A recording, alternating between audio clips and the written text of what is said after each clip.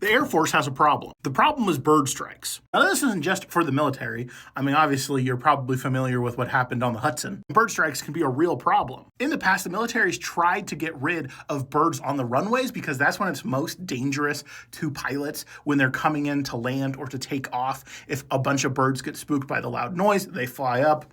Bad stuff happens. And one of the ways that they've tried to do that is using falcons. By having falcons fly around and scare all the birds out of the airport, that's one of the ways that they've tried to do it. However, the problem is that it's still an animal. Similarly, they've tried to use dogs to scare away birds. But once again, these are animals. Even if they're trained, they're still not going to react all the time the way we want them to. Also, you have to deal with the handlers. You have to deal with all kinds of other stuff versus some of the other things that they've tried. Like they've tried to have robot dogs run around, but they don't really work well because they're slow, they're weird, and they don't really scare birds away, I guess. So now they're trying this. Coyotes with RC cars with coyotes on them.